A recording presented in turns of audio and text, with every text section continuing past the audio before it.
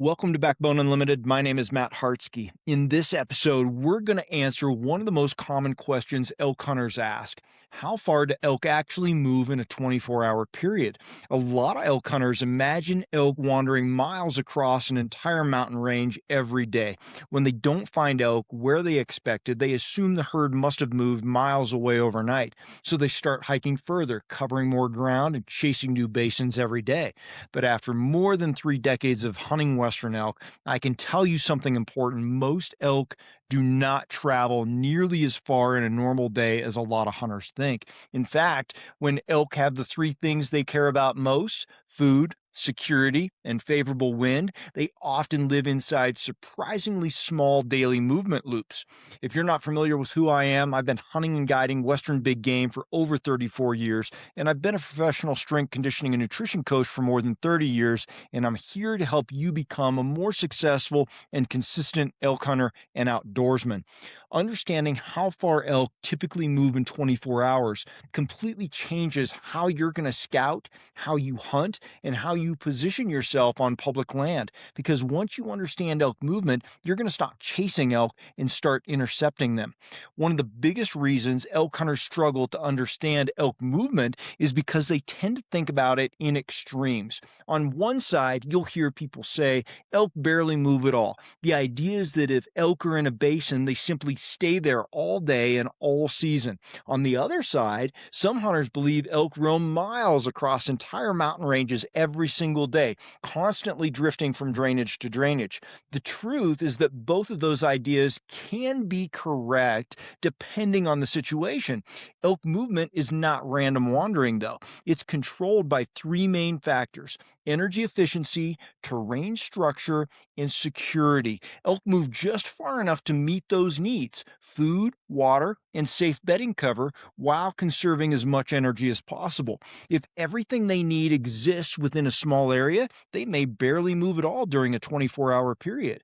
But if pressure increases, or weather shifts, or food sources change, elk can travel several miles in a single day. Another reason hunters misunderstand elk movement is because they spend so much time hiking. When you're constantly covering ground, it's easy to assume elk are doing the same thing. In reality, elk usually let the mountain guide their movement, following predictable terrain routes rather than roaming aimlessly across it.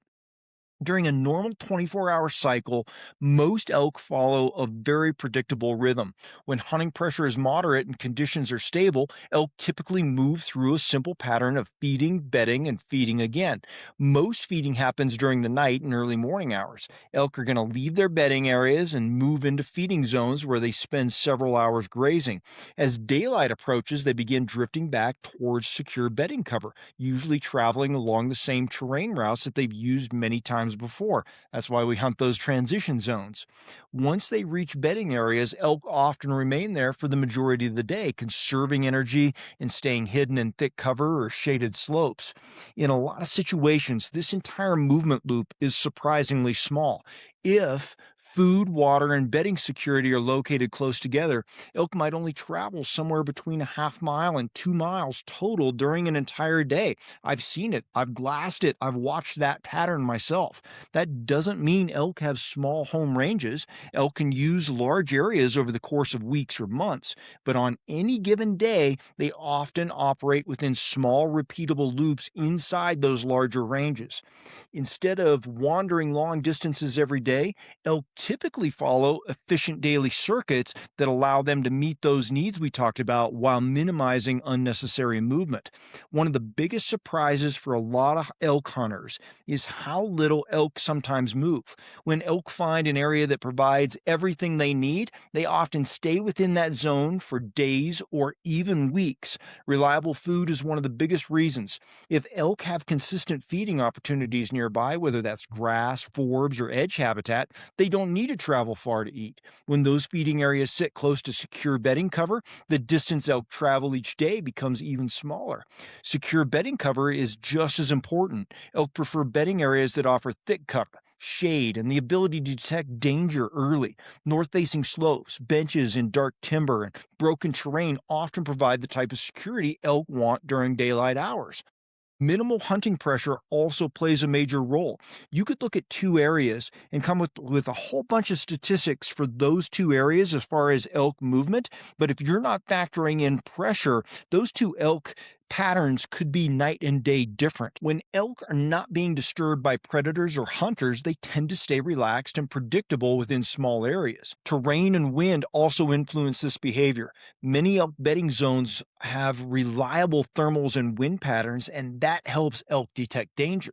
When all of those factors come together, elk often live inside what you could call a micro zone of security. Those areas allow them to feed, bed, and move short distances safely. And that's exactly where hunters often walk past elk without ever realizing how close they actually were.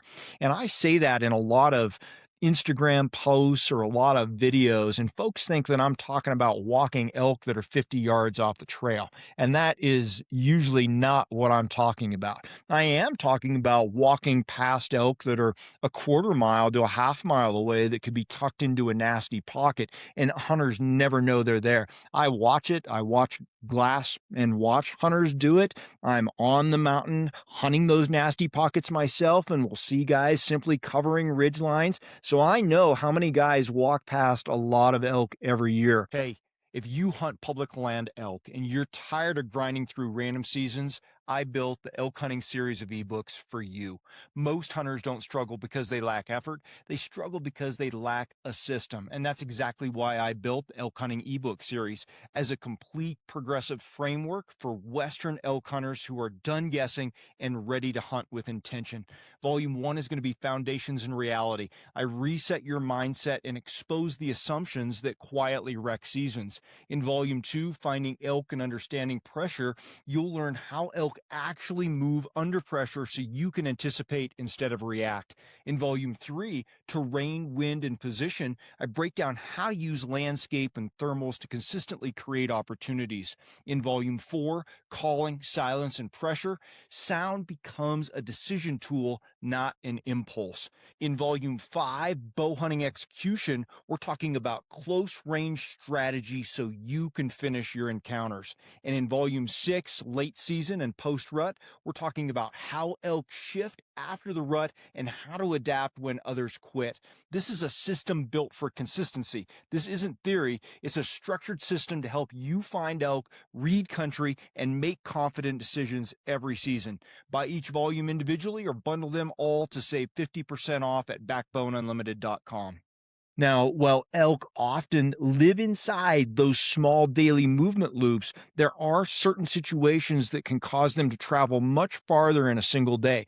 Those larger movements usually happen when something disrupts the balance of food, security, and comfort. One of the biggest triggers is heavy hunting pressure. When elk are repeatedly bumped by hunters, they often abandon their normal routines and relocate to areas with better security. This can push elk several miles across ridges, through basins, or into steeper terrain where they feel safer. Predator pressure can create similar movement. Wolves, bears, and other predators occasionally push elk into new areas as herds try to avoid repeated encounters. Weather also plays a major role. Sudden storms, or strong wind events, or early snowstorms can shift elk dramatically. Deep snow, in particular, can push elk to lower elevations or force them to relocate to areas where feeding is easier. Changes in food availability can also cause movement. If forage dries up or becomes overgrazed, elk will often drift towards fresher feeding areas. And finally, the rut can temporarily increase travel distances. Bulls covering ground to locate cows might move more than they normally would. Now, under those conditions, elk can travel several miles in a single day, sometimes shifting entire herds across different terrain systems. Most elk follow a simple daily rhythm that revolves around feeding, bedding, and returning to the feed again. Once you understand this cycle, elk movement starts to make a lot more sense, right? Keep it simple. The pattern usually begins at night. Elk spend the dark hours feeding in open areas where grass and forage are easier to access. Those feeding areas might be parks, meadows, burns, avalanche chutes, or open slopes where vegetation grows pretty well. As daylight approaches, elk begin drifting away from those feeding zones. zones. They travel along those predictable routes through the transition zones headed to bedding that lead them towards that secure bedding cover. Those early morning travel routes often follow terrain features like benches, side hill trails, timber edges, or gentle saddles that make their movement easier. Once elk reach bedding areas, they typically settle into thick cover where they can spend most of the day resting and chewing their cud. Those bedding locations are usually positioned where elk can monitor wind and thermals while staying hidden from danger. In the evening, the cycle begins again. Elk slowly leave bedding cover and transition and work their way back towards feeding areas as temperatures cool and light fades. Terrain corridors connect all of these locations. Because those routes are efficient and safe, elk tend to repeat the same movement patterns again and again throughout the season. Terrain plays a huge role in how far elk travel during a normal day. In fact, the structure of the mountain often determines whether elk move long distances or just stay in a very small area. Certain terrain features naturally concentrate the things elk need to survive. Benches are a perfect example. Those flat shelves along a slope, often holding good bedding cover and allow elk to rest comfortably while still monitoring wind and thermals. Basins can create similar conditions. A lot of basins contain feeding areas, water sources, and thick timber nearby, which means elk can feed, drink, and bed without traveling far at all. North-facing slopes are another important piece of the puzzle. Those slopes typically hold cooler temperatures, thicker timber, and better bedding security during daylight hours. Saddles often connect those areas by providing the easiest way for elk to cross ridges. Instead of climbing steep terrain, elk frequently use those lower points to move between feeding and bedding zones. Timber pockets and broken cover also create safe bedding locations that sit close to feeding areas. Side hill travel routes allow elk to move efficiently along a slope without wasting energy climbing up and down. When terrain naturally stacks all of those features together, elk can meet nearly all of their needs within a small area, reducing how far they need to travel each day. Hunting pressure is one of the biggest factors that changes how elk move during a 24-hour period. When elk begin encountering hunters regularly, their behavior often shifts pretty quickly. One of the most common adjustments elk make is moving more during the night. Instead of feeding and traveling during daylight hours, pressured elk often wait until darkness to cover distance between feeding and bedding areas. This allows them to move while human activity is at its lowest. They understand that. Nighttime is safe. Elk also tend to bed in thicker and more secure cover when pressure increases. Instead of bedding on open benches or visible slopes, they move into darker timber pockets where visibility is limited and escape routes are easier. Steeper terrain also becomes more attractive. Rugged slopes, blowdown, deadfall, and broken timber make it harder for hunters to move quietly, which gives elk an advantage. Like we've talked before, I usually say the nastier, the better. In some cases, elk will shift their daily routine so that most of their movement happens during the darkest parts of the night. By the time hunters reach the mountain in the morning, the elk are already bedded in heavy cover. What a lot of hunters misunderstand is that pressured elk are not always miles away. Often they're just still in the same area, but they simply changed when and where they move. Understanding how far elk move in a day should completely change the way you approach hunting them.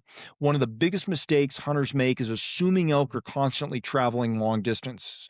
Because of that belief, a lot of hunters spend their entire season wandering mountains, hiking from basin to basin, and chasing new country every day. But when you understand elk movement patterns, you realize something important.